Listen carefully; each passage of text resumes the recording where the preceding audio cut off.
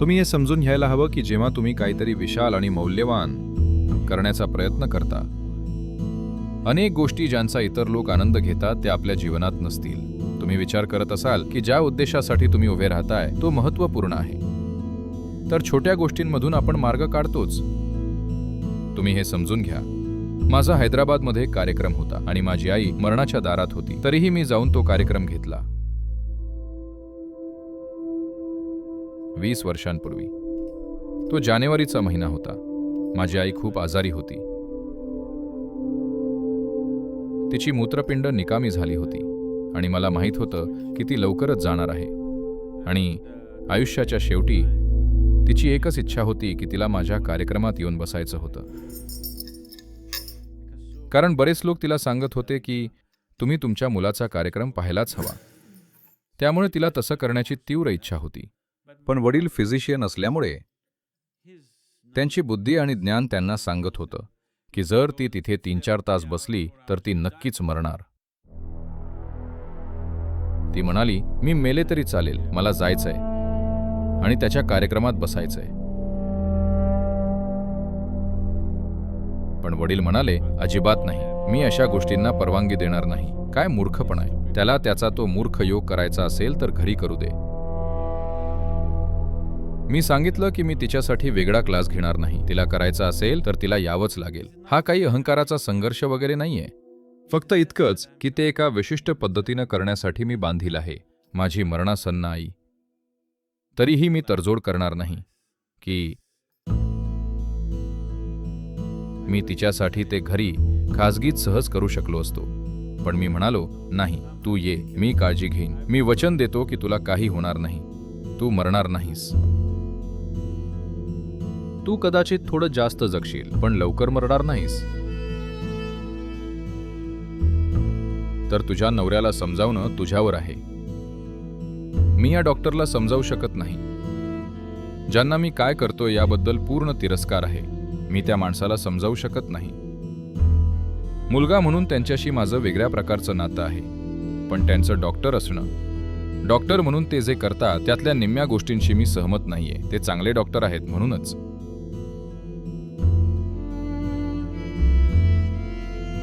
म्हणून मी म्हणालो, तू तुझ्या पतीशी बोल. कारण मी तिच्याशी नेहमीच तिच्याहून मोठा असल्यासारखा बोलायचो बऱ्याच वेळा, आणि तिने मला तसं वागवलं. म्हणून मी तिला सांगितलं, तुझ्या नवऱ्याला समजावणं तुझं काम आहे. मी तुला सांगतोय, माझ्याकडे बघ. मी सांगतोय, मी मस्करी करत नाहीये. मी सांगतोय, हे तुझ्यासाठी चांगलं असेल. तू फक्त हे कर. आणि तिनं मला काही गोष्टी करताना पाहिलं होतं. जेव्हा घरात काही गोष्टी घडल्या, मी काही गोष्टी अगदी सहज केलेल्या तिनं पाहिलं होतं. आणि आता ती माझ्याकडे तिचा मुलगा म्हणून पाहत नव्हती. तिला हे खूप प्रकर्षाने हवं होतं. पण मी सांगितलं की मी हे खाजगीत करणार नाही. विशेषतः माझ्या आईसोबत करणार नाहीये. तू ये, मी हा कार्यक्रम घराच्या जवळ घेईन. तर जिथे क्लास होणार होता ती जागा मी बदलली आणि म्हणालो, ठीक आहे, ते ठिकाण फक्त 1 किलोमीटर दूर आहे. मी वाहतुकीची सोय करेन. तू आरामदायक खुर्चीत बस. क्लाससाठी ये आणि जा. पण ते म्हणाले, शक्यच नाही. ती बेडवरून हल्ली तरी मरेल. मी परवानगी देणार नाही.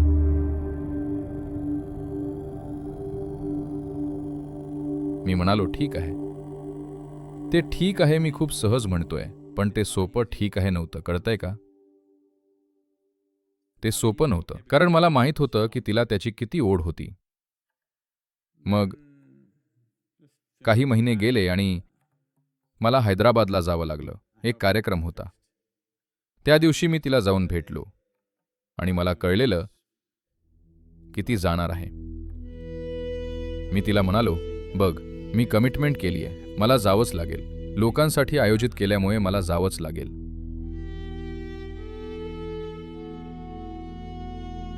आणि ती म्हणाली, तू जाऊन ये, काही हरकत नाही.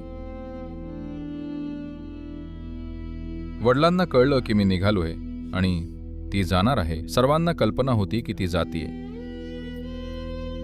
पण सर्वांना वाटलं की काही आठवडे लागतील. पण मला जाणवलं की ते लवकरच घडून येईल. म्हणून मी विचार करत होतो की कसं तिथं जाऊन काही व्यवस्था करून परत यायचं. तर मी निघालो. माझे वडील भयंकर चिडले. ते म्हणाले, तू आत्ता गेलास तर पुन्हा मला तुझं तोंड पाहायचं नाहीये.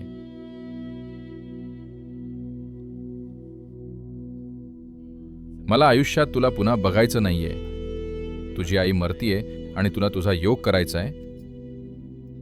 मी म्हणालो, तिला समजतंय, तुम्हाला नाही. मी काही सिद्ध करायला जात नाहीये. इतकंच आहे की काही गोष्टी आहेत ज्या तशाही घडतीलच आणि मला त्याची जाणीव आहे. तर मी गेलो. ते प्रास्ताविक होतं आणि 2 दिवसांचं काम मी संपवलं आणि सोमवारपासून क्लास सुरू करणार होतो. ती शनिवारची संध्याकाळ होती. मी रात्री 10:30ला ते संपवलं. इंट्रोडक्शन झालं, नावनोंदणी झाली. त्यावेळी हे नवीन होतं, ठीक आहे. गोष्टी नुकत्याच आकार घेत होत्या आणि माझ्याकडे वेळ कमी होता. मला ठराविक वेळेत काही गोष्टी पूर्ण करायच्या होत्या, म्हणून मी मशीनसारखा चाललो होतो. मग मी इंट्रोडक्शनच्या शेवटी त्यांना सांगितलं की जो क्लास पुढच्या सोमवारी सुरू होणार होता तो मी आठवडाभर पुढे ढकलतोय आणि मला परत जावं लागेल. तर मी ज्यांच्या घरी थांबलो होतो त्यांनी विचारलं, तुम्ही परत का जाताय? मी म्हणालो, माझी आई वारली आहे. त्यांनी विचारलं, तुम्हाला कसं कळलं? फोन आला होता का? मी म्हणालो, फोन नाही आला, ती वारली आहे, मी परत चाललोय. आणि मी मोटरसायकल काढली आणि परत निघालो. हैदराबाद ते म्हैसूर 750 किलोमीटर. 20 वर्षांपूर्वी रस्ता कसा होता माहितीये का? हैदराबाद ते बँगलोर रस्ता बऱ्याच ठिकाणी रस्ताच नव्हता. तर मी रात्रभर 750 किलोमीटर चालवत गेलो आणि सकाळी 7 वाजता पोचलो. अंत्यसंस्काराची तयारी चालू होती आणि ते माझ्याशी संपर्क करायचा खूप प्रयत्न करत होते. मी कुठेच थांबलो नाही, थेट आलो. ते दिवस सेलफोनचे नव्हते की लगेच कुणाशीही संपर्क होऊ शकेल. तुम्हाला त्या बूथमध्ये जावं लागायचं, कॉल करण्यासाठी अर्धा तास वाट बघा वगैरे. म्हणून मी तसाच निघालो.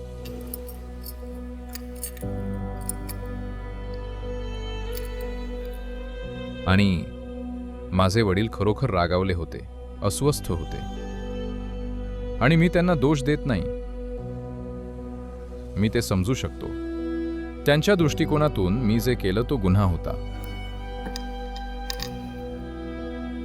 पण माझ्या आईने मी जे करत होतो त्यामागचा उद्देश पाहिला आणि म्हणाली, तुला जे करायचंय त्यासाठी तू गेलं पाहिजे. ते काय म्हणतात ते महत्वाचं नाही, तू जा. तर मी नेहमीच तिचा ऋणी राहीन, कारण जर तिनं ते कठीण बनवलं असतं तर ते आणखी कठीण झालं असतं. मी तसाही गेलोच असतो. पण ती माझ्यासाठी आणखीन जास्त कठीण करू शकली असती जर ती नुसतं रडून म्हणाली असती की जाऊ नकोस, तर ते खूपच अवघड झालं असतं. पण तरीही मी गेलोच असतो.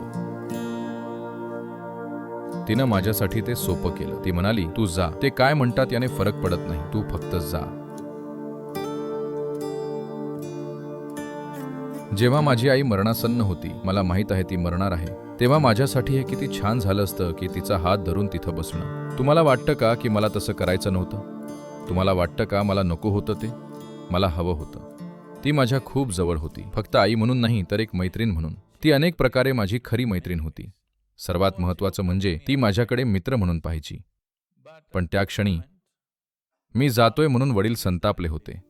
पण ती म्हणाली, तू जाऊन ये, तू काय करत आहेस ते मला समजतंय, तू थांबू नकोस, जाऊन ये, ते काय म्हणतात यानं फरक पडत नाही. पण मी गेलो आणि ती मेली.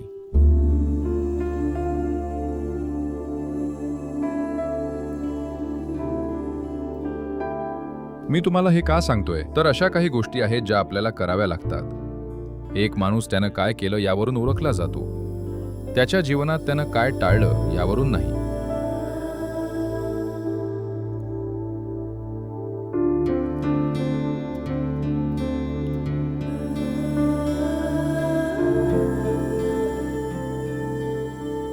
मला हवंय की तुम्ही यावर विचार करावा आणि तुम्हाला कसं वाटेल जर लाखो लोक तुमच्यामुळे चांगल्या रीतीनं मरण पावले. जर ते चांगलं जगले तर अगदी उत्तम, पण निदान ते दयनीयपणे मरणार नाहीत. ते शांतपणे मरतील, फक्त आपण त्यांच्यासोबत केलेल्या एका साध्या गोष्टीमुळे. जर हे कालांतराने लाखो लोकांच्या बाबतीत घडू शकलं आणि आपण गेल्यानंतर देखील ते चालूच राहिलं, जर आपण ती प्रक्रिया कार्यरत ठेवली, तर एखाद्याला त्यातून मिळणारं जे काही समाधान आहे ते मोजता न येणारं आहे.